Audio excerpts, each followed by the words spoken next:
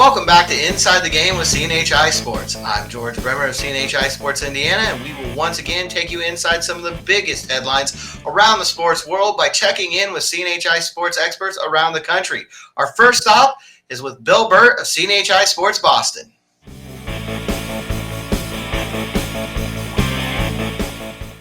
Now it's time for our weekly spot with Bill Burt. And Bill, we've got a pretty big game coming up this week. Two unbeaten teams, the Steelers and the Titans. This one was obviously supposed to be earlier this season, delayed by all the COVID situation in Tennessee. But I'm wondering your perspective here. Does the winner of this game have a case to call themselves the best team in the AFC at this point in the season?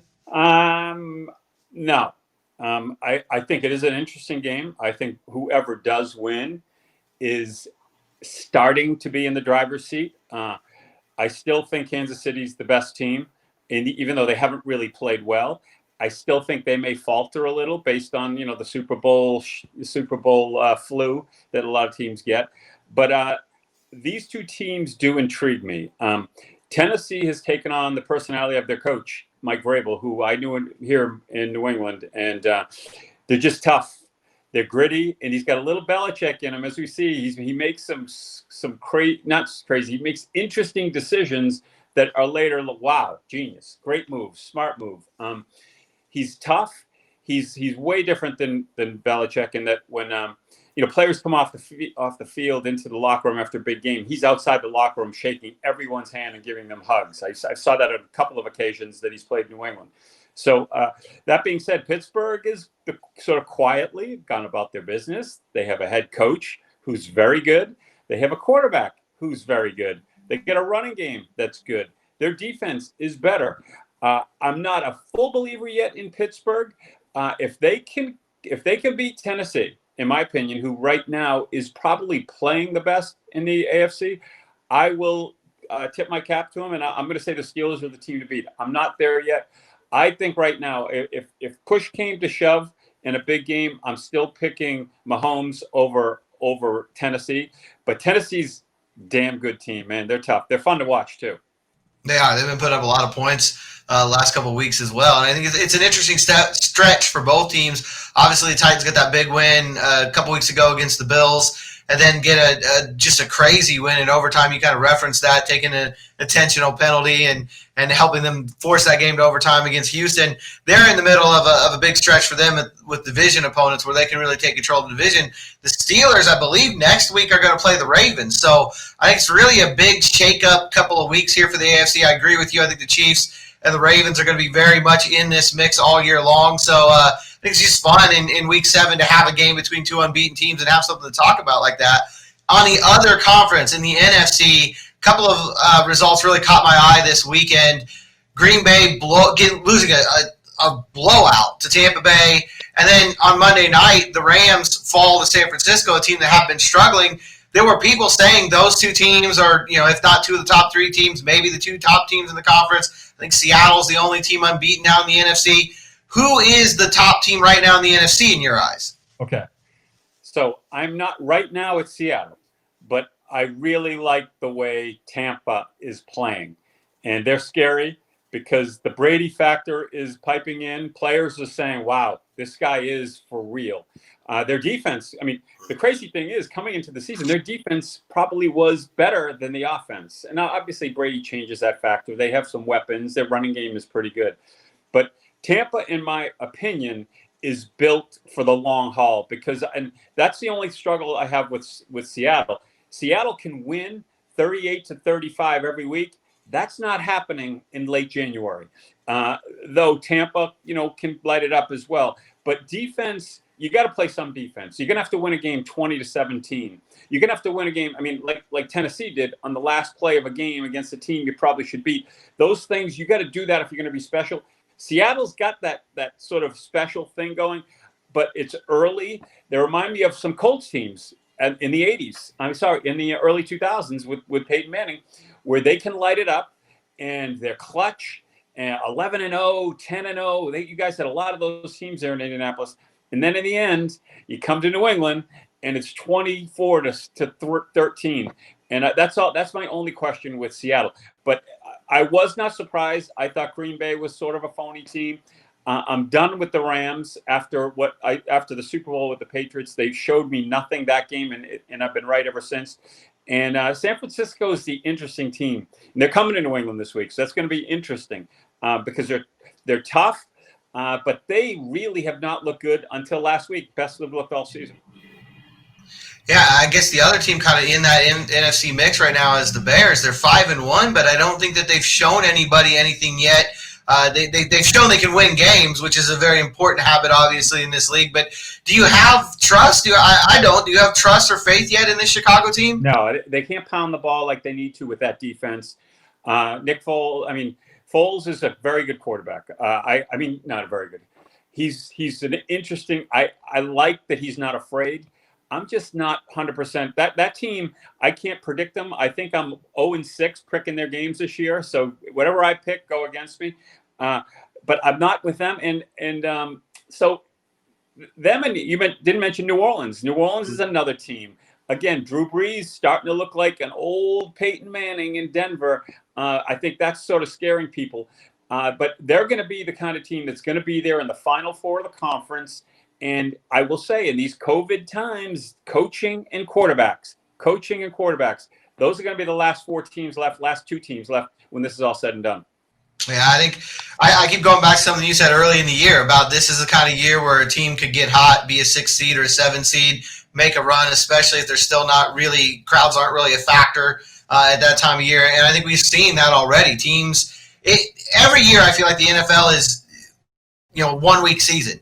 This season's over. Next week is a whole new season. Do you get that sense this year? It just seems like you can throw everybody into a bag and it's a different outcome every week. I would. Nothing surprises me. Like the Raiders pretty much beat up the Chiefs a couple weeks ago. 2 weeks a week. 9 days ago. But I'm not. I agree with you. This NFL is completely. It's again. I keep mentioning the great era of the early 2000s, the Patriots and the Colts. You had 4 teams that you knew. It's really more than 4. It's more like 8 teams. In the end, we end up, Seattle's probably going to be there with Wilson. And, that's the way it's probably going to end up. But I feel right now, any team could be any team, and I would not be surprised. These killer pools where, you pick the team and you're out. It's amazing how these great teams are gone each week. And about 50, 100 people are gone. I'm still alive, luckily, but in my pool. But it does make it for interest. It is fun, but you don't really. There isn't a hate. There isn't like that 9-0 team like the Patriots where people go, I just want them to lose this week. I don't really feel that way about anybody. Yeah, I don't think there's a dominant team that's head and shoulders above everybody else. There might be a favorite for Trevor Lawrence right now with the Jets. That might be your one consistent thing right now. They got shut out on Sunday by Miami Dolphins. I know that you've got a column coming out. It'll be in the national papers, CNHI papers across the country here soon about Tua Tagovailoa. What's your take on him now being the guy in Miami? Yeah, so I think it's a good move. Spoiler alert, this is my column that's coming out in the next couple hours here. I think it's the right move. Ryan Fitzpatrick, honestly, has done everything he was asked to do. Played arguably the best three out of 4 games of his career. Maybe that's a little stretching it, but has had an incredible run here out of the last month. But you know what? They drafted Tua for a reason, 5th overall. They are starting to build for next year.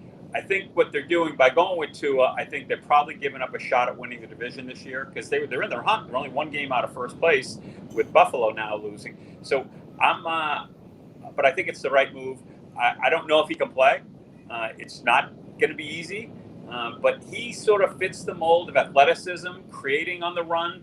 He likes to roll left. Like I said, he reminds me not of the quarterbacks playing today. He reminds me of the guy in the 1980s, early 90s, Steve Young. He looks like Steve Young's 20, 6 foot, same size, a lefty, athletic, and makes a lot of big throws. Had a great career, but that was at Alabama when everyone's wide open. What happens in the NFL, we'll see. Yeah, no, it's definitely a different level. It's going to be, I think, a lot of fun to watch and see how he develops. A great story, obviously, went down, sat at the 15-yard line after the game on Sunday. We know why now, FaceTiming with his family, letting them know he's going to be the guy in Miami. certainly something to look forward to and keep an eye on as the season rolls on. One more thing before we leave. Obviously, part of the unpredictability of this season is the COVID situation. The Patriots dealing with that to a very high degree the last couple weeks. We've seen them now 2-3. I think it's the first time since early in the 2000s that they've had a losing record this late into a season. What's your take on New England right now? It's not good. I will tell you. Here's my issue. The virus definitely has bothered this team. I mean, probably more than any team the last couple of weeks. Tennessee, but the Patriots, I think, had 2 practices in 2.5 weeks. And Belichick was, quote unquote, whining about it after the game. But that being said, they had the ball first down and 10, 24-yard line, 1:06 to go, score, touchdown, win the game. And do you know what you do for this franchise if you win this game, a game you shouldn't have won? Denver's not any good. That would have been huge. He didn't come through.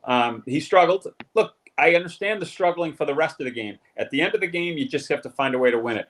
That was a big loss. Now they can't afford to lose this game against San Francisco, which was sort of a flip of the coin, I think, when the season began. They have to win. They have to beat San Francisco. Remember, there is that 7th playoff spot, that extra wild card spot, which is going to be interesting. Yeah, absolutely. I think it's going to be a really big game for them. The other part of this whole COVID situation, on Friday here in Indianapolis, obviously 4 false positives. The Colts don't find out about it early in the day. They've got to shut down the building. But they're able to practice that day. The game on Sunday is not affected. Is that maybe another sign that the league's learning and they're able to handle things in real time now and get over these bumps a little bit maybe easier than they did early in the season? Well, I remember, I think we talked about this the last couple of weeks, and I said, hey, baseball had it 3 days into the season, had a couple of blips, and figured it out. NFL hasn't figured out really. We're still figuring it out right now, and I'm talking about all of us, the media and the fans and the teams. I will say it's there. I think like the Patriots had a couple people that might have broken protocol, and that's what happened when you break protocol. You get the virus. That's what happens, and I think we're learning. And we're going to see it where it's teams are going to have to be stricter. And we're going to hear someone like Belichick. He's going to warn a player. You get COVID from bopping around outside the facility here, you're going to pay for it personally. I don't care who you are. So it's we're still a few weeks away, but it feels like we're getting it somewhat under control. And that's better than it was a couple weeks ago. Yeah, certainly a lot more light at the end of the tunnel than there was a couple weeks ago. Thanks again for your time, Bill. We'll check in with you again next week. Great stuff. See you, George. Thanks again to Bill. You can follow all of his New England Patriots coverage at Burt Talk Sports on Twitter. You can follow my Colts coverage at GM Bremer. Let's shift to the college game now with the Big Ten getting ready to start and check in with Elton Hayes of CNHI Sports Pennsylvania and Kevin Brockway of CNHI Sports Indiana.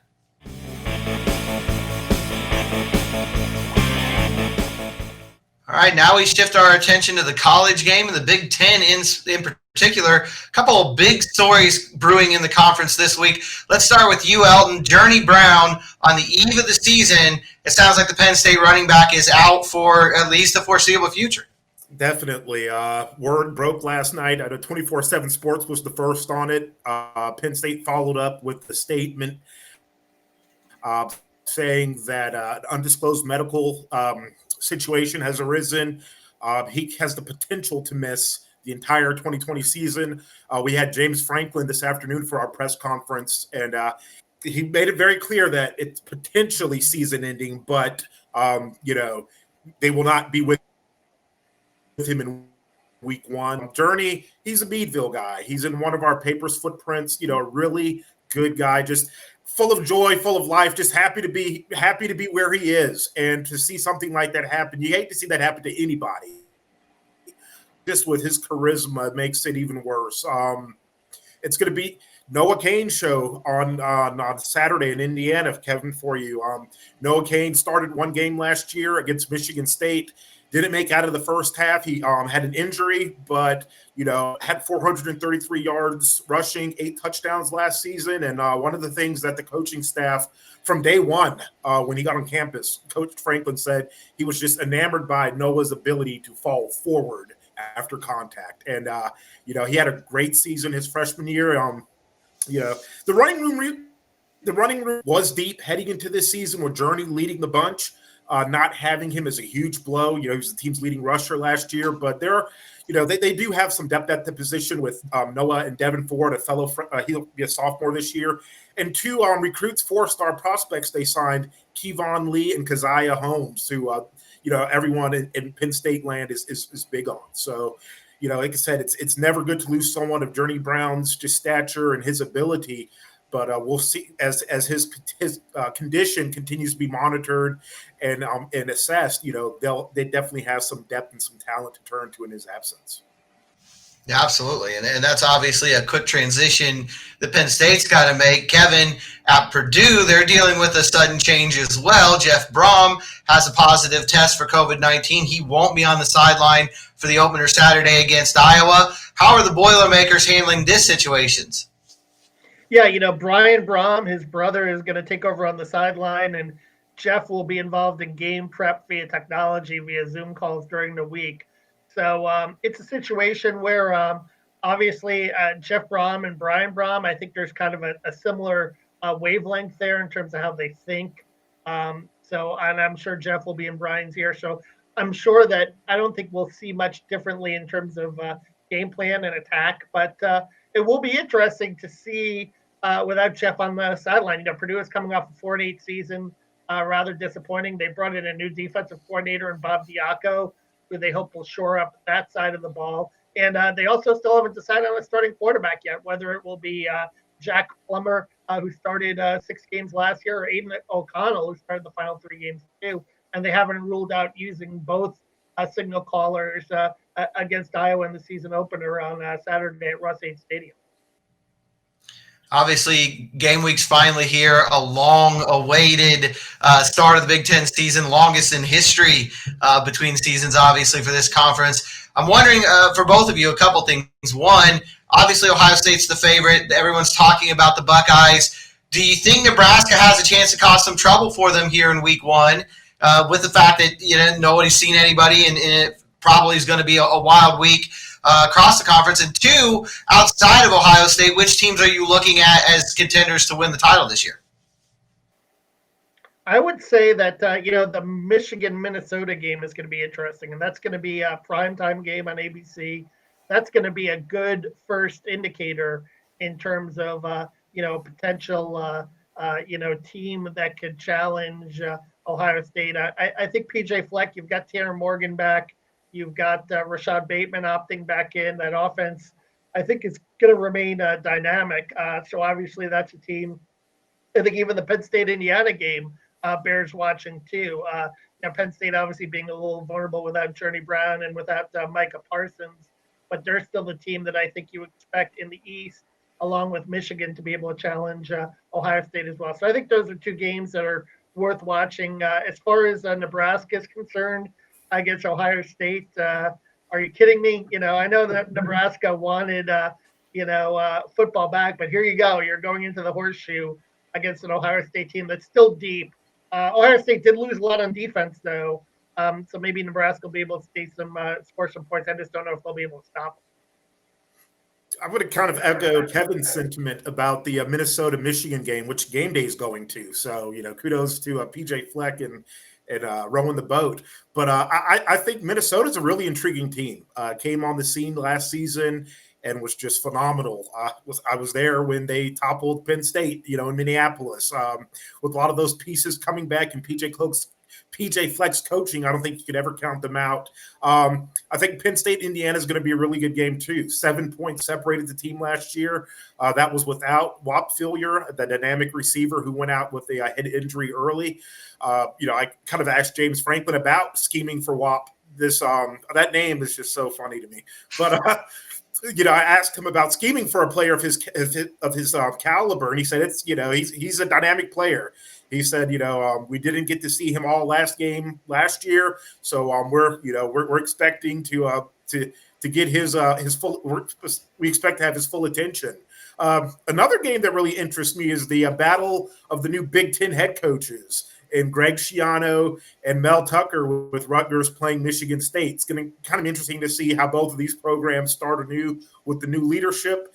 And final one for me is I think it's going to be interesting is Maryland at Northwestern. Northwestern's just 2 seasons removed from having a really good year.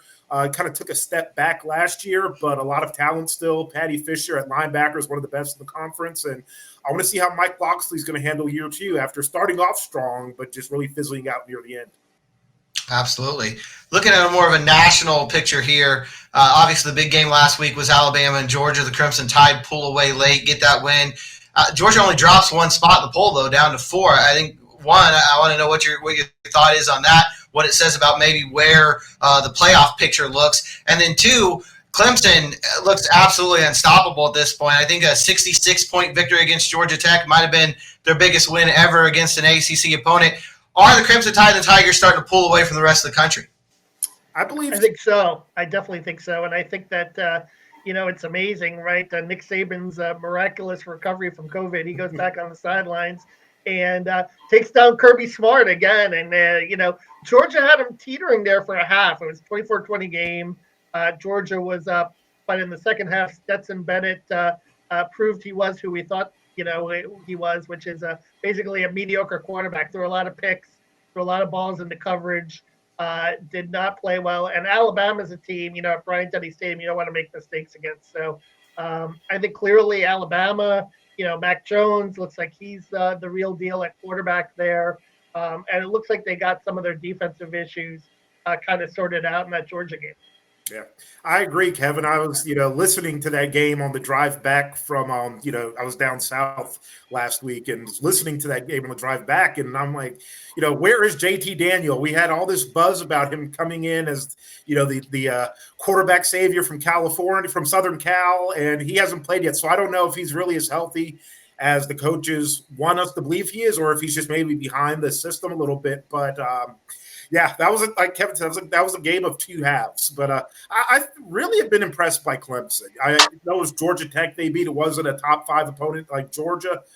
But, I mean, Clemson has – we know Clemson's body of work. We know what Trevor Lawrence is capable of. We know what Travis Etienne is capable of. So I think those are the 2 front runners. And it's going to be interesting to see what the Big Ten now and sort of get itself back into the position with teams like Penn State, which is number 8 overall, Ohio State, how much of a push they give these teams like Georgia, like Alabama. I know Florida last week was ranked number 4 before losing to Texas A&M. So I think it's going to make things a lot more interesting. And let's make this point, too. I think Trevor Lawrence has clearly distanced himself. Justin Fields has a lot of ground to make up in the Heisman Trophy race because right now Trevor Lawrence looks far and away like the best college football player in the country. For sure. Yeah, there's no question. And he's had 5 weeks now to rack up stats. He's put up huge numbers. I think you're right. I think, it's definitely his trophy to lose at this point. Guys, thanks a lot for your time. I know it's a really busy week. You get game week finally on Saturday. We'll talk to you again next week. We made it. Good talking to you all as well. You all stay safe. Thanks, George.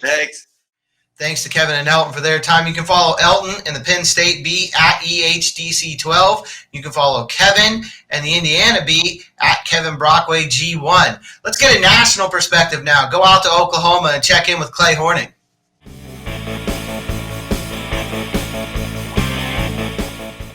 All right, now let's get a national perspective from Clay Horning. Clay, obviously the big news this week is the World Series getting started in Texas. It's going to be a different kind of World Series for a lot of reasons, playing on a neutral field. The obvious storyline here is David versus Goliath, the Dodgers with the highest payroll in baseball, the Rays with the lowest payroll.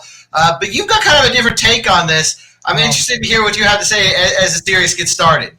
I wish I'd written this before talking about it, then my thoughts would be more clear. But the idea of the Rays really appeals to me. The small market team, Mookie Betts makes about $27 million a year. The Rays payroll is about $28 million a year. Or not a year. You know what I mean? To pay their roster, if we were playing 162 games, it would be like that. And that my affinity for the underdog makes me want to root for the Rays. But the Rays let's go to the numbers. The Rays hit 238. They're on base 328, which is 11th in the majors. Their hitting is 21st. So they managed to get on base despite not hitting for average, which kind of appeals to me. But they slugged just 425. That's the middle of the boat. That's the middle of the major leagues.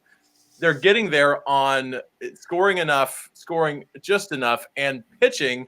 And what they do at the plate drives me bananas, because over the regular season they struck out 10.1 times a game. In the playoffs, they struck out 10.7 times a game. It's like the major league's best strikeout pitcher is whoever's pitching against the Rays, and that's just it's not okay. And I don't know what question I'm going to have you ask me in a moment, given everywhere I'm going with this, but it just occurred to me that it's like if we're getting to a point where you might enjoy baseball at a high school or collegiate level more than you enjoy it at the major league level, because there's more going on.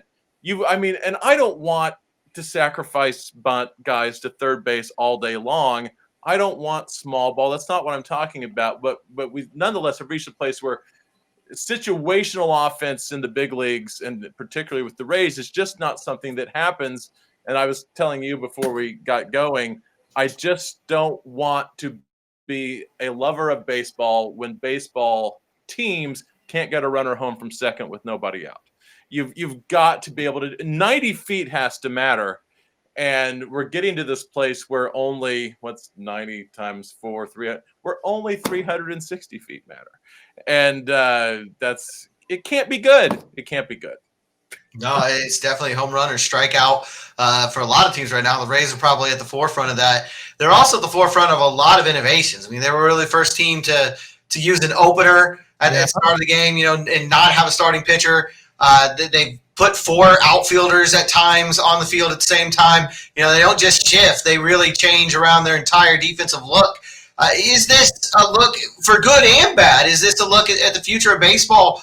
In many ways in this World Series? Well, what I think, it is, but I hope long-term it isn't. And that's a very involved discussion. I'll tell you what I mean, because I don't want to make shifts illegal. You've got 9 players, put them wherever you want. One's got to catch the ball, one's got to throw it. Other than that, you got 7 players in the field, put them wherever you want.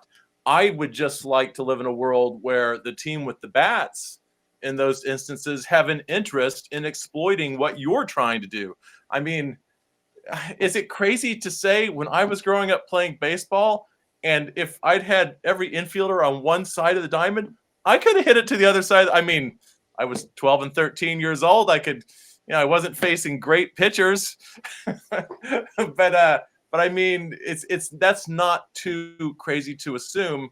And I know that a bunt single,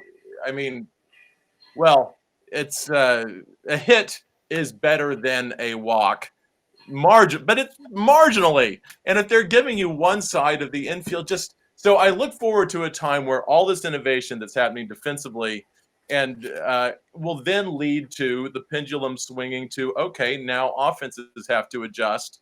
And I have to believe that the best, biggest home run hitting team you might imagine would still benefit from, when you got to get a guy to third base with less than 2 outs, you can still get him to third base with less than 2 outs, and to live in a world where we presume in the 7th inning down 1 run, that's still what you want to do. Because I'm not in my office. If you heard that phone. We'll just I hope taking off the hook because it works. But I'm in my managing editor's office, who's not here today. But anyway, I want to recognize the game of baseball, and what I love about the game is just taking the extra base. Just all these little baseball. We always like to say there's so much going on. That's what baseball people love, but we're reducing it to less going on. And I don't want that to happen. I don't want a great game to be made simple. I don't want to boil it down to too simple of an idea, but I think you're on the right track. To me, it's really up to the hitters right now to adjust. You see a lot of batters being stubborn and hitting into the shift, and if you just go the other way, like you said, I think some of those shifts, when you look at third baseline, if you can hit the ball into the outfield that way, you're not just going to get a single, you're getting 2 bases. You can really put pressure on the other team. Absolutely. And baseball is almost designed in a way that you can do what we're talking about. And I think you've probably covered high school football in your time, and the best teams, the historically best teams, they do the same thing in the 6th grade and the 7th and on up. There are farm systems in baseball. I mean, you can do this. You can do this. You can create a culture. And looking at these payrolls today, it just occurred to me that, if you want, I mean, you still have to have a 25-man roster. You can't pay everybody $25 million. They can't all make A-Rod money, and you can have a core of 3, 4, 5, 6 players that don't swing at bad pitches, can handle the bat, can bunt if you need to. Hopefully, don't strike out. Hopefully, also, you've got 2 or 3 guys that can hit 30 or 40 home runs, but that's not all they can do. And so, and I do think that somebody will figure it out. I mean, somebody will figure it out. And when we talk about the Moneyball model, what is Moneyball really? Is it just on base percentage, or is it, everybody's doing X? Well, what are they not doing that might work? This is what they're not doing. Be the trailblazer. You don't have to become Whitey Herzog's Cardinals. Playing on artificial turf and beating the ball to the ground and just running the bases, but you can be more than what the game is offering us now. Mm-hmm. Just get back to the fundamentals. This is more of an off-the-wall kind of a thing, but I wonder if the World Series is a little bit of a grudge match here. You got Tampa Bay won the NHL title, Los Angeles won the NBA title, the 2 big championships that we've seen in the pandemic. Now the 2 cities going after it in the World Series. Does the winner maybe have a case to be the sports city of the pandemic? Well, the problem with that is, not that I have intimate knowledge of this, but my sister lives in St. Petersburg, and I think it's possible she doesn't know that the Lightning won the Stanley Cup, and might not know if the Rays win the World Series. My fear is that in the Tampa market, you have 15,000 hockey fans that go to every game. And maybe you have 50,000 baseball fans, and 1/5 of them go to every game. But so I would say, not only do the Dodgers play a better brand of baseball, they don't strike out all the time. They can do a few different things, but that's a city that can throw a parade. Maybe not in these times, but could throw a parade and get 1 million people to show up. I think Tampa. Well, the Lightning probably didn't because the pandemic. I can't recall what they did. They have another Stanley Cup, but I don't know that Tampa could throw that party. They probably could for the Bucks, but probably nobody else. So. Yeah, definitely a football state down there in the Sunshine State, no doubt about that. Maybe we'll see. Maybe they'll get a chance to throw a party for the Bucks as this season goes on. Clay, thanks again for your time. We'll check in with you again next week. All right, see you later. Thanks again to Clay. You can follow our national columnist on Twitter @Clay Horning. Thanks again to all of you for watching. As always, we will take you inside the game every week here, and we'll see you again next week.